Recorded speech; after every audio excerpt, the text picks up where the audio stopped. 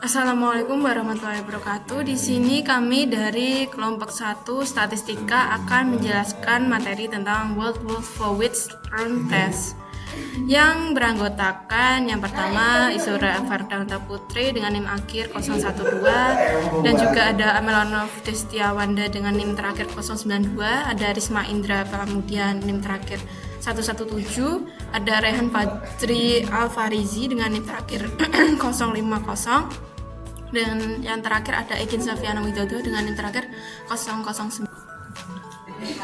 Baik, apa itu World Wolfowitz Rune Test? World Wolfowitz Rune Test adalah bagian dari statistik non-parametrik yang menguji apakah dua sampel independen berasal dari populasi yang sama, baik dalam ukuran pemusatan data, variansi, hingga bentuk distribusi. Misalnya, ketika ingin menguji apakah merek mesin berbeda memiliki performa yang sama dalam hal produksi. Oke, kita masuk ke bagian syarat pengujian. Nah, di sini ada 4. Yang pertama ada sampel diambil secara acak. Kemudian yang kedua ada skala yang dibutuhkan setidaknya dalam bentuk skala ordinal. Kemudian yang ketiga ada World Wolfowitz Rune Test menganggap bahwa variabel yang dipelajari memiliki distribusi tidak normal. Dan yang terakhir, setiap observasi bersifat independen atau tidak saling mempengaruhi.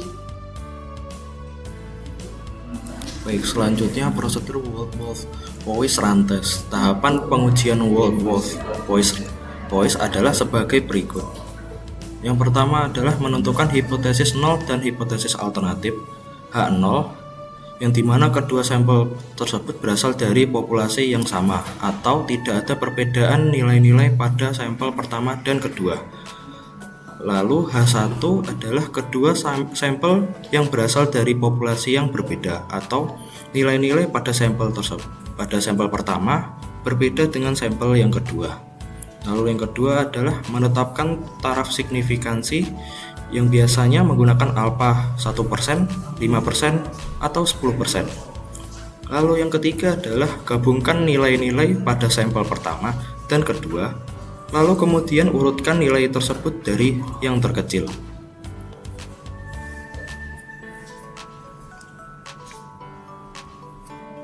Nah, yang keempat yaitu menghitung run atau yang disebut dengan R. Nah, setelah mengurutkan data gabungan, hitung run atau banyak urutan berdampingan. Pada dasarnya, uji ini bekerja dengan melihat urutan-urutan observasi yang sama dalam sampel. Jika urutan observasi yang sama tidak terlalu sedikit atau tidak terlalu banyak, maka bisa kita katakan bahwa sampel tersebut acak. Urutan observasi yang sama ini juga disebut dengan run. Sebagai contoh, kita melempar koin 10 kali dan hasilnya adalah angka, gambar, gambar, angka, dan angka. Dalam contoh ini, banyak run adalah 5. Run pertama terdiri dari 2 angka, run kedua terdiri dari 1 gambar, run ketiga terdiri dari 1 angka, run keempat terdiri dari 4 gambar, dan run kelima terdiri dari 5 angka. Yang kelima ada statistik uji dan pengambilan keputusan. Yang pertama ada sampel kecil dan sampel besar. Sampel kecil ini data 1 dan data 2-nya lebih kecil sama dengan 20. Terus sampel besar itu data 1 dan data 2-nya lebih besar dari 20. Sampel kecil ini setelah memperoleh jumlah run, jumlah nilai run tabelnya disesuaikan dengan data 1 dan data 2. Kalau sampel besar selanjutnya dibandingkan dengan jumlah run dengan nilai tabel. Jika jumlah run lebih kecil nilai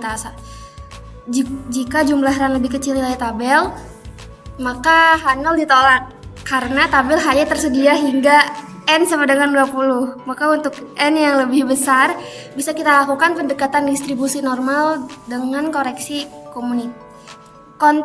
kontinuitas. Lalu ini ada contoh kasusnya. Di sini ada nilai siswa, ada pembelajaran interaktif dan pembelajaran tradisional. Seorang peneliti ingin mengetahui apakah metode pembelajaran interaktif lebih efektif dibandingkan dengan metode pembelajaran tradisional dalam meningkatkan nilai ujian siswa. Lalu di sini hipotesisnya yang pertama H0 tidak ada perbedaan dalam nilai ujian antara siswa yang diajar dengan metode interaktif dan metode tradisional. Lalu H1-nya itu ada perbedaan dalam nilai ujian antara siswa yang diajar dengan metode interaktif dan metode tradisional. Di sini ketentuannya jika signifikan lebih besar maka H0 diterima dan H1 ditolak. Terus jika signifikan pertama lebih kecil dan yang kedua lebih besar, maka H0 ditolak, H1 diterima. Di sini contoh penyelesaian di Excel. Yang pertama di sini kita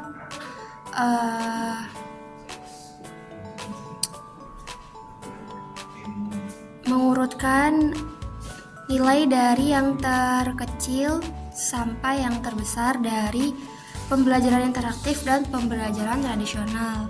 Lalu kita buat tabel asal nilainya dari pembelajaran interaktif atau pembelajaran internasional. Di sini pembelajaran interaktif dilambangkan dengan A dan pembelajaran tradisional dilambangkan dengan B. Oke, seperti ini hasilnya. Lalu kita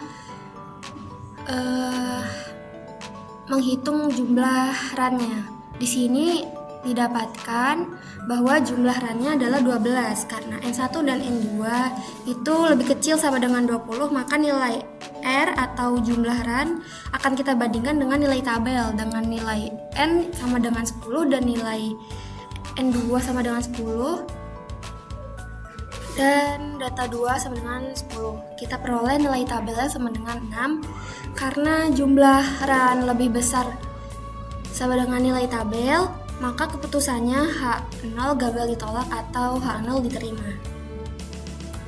Nah, selanjutnya kami akan mempraktekkan uji Wolfowitz di SPSS, yaitu yang pertama di variable view kita buat dua variabel, yaitu nilai siswa dan metode pembelajarannya sesuai dengan contoh kasusnya tadi, yaitu kita kasih value-nya yang satu itu untuk interaktif dan 2 tradisional.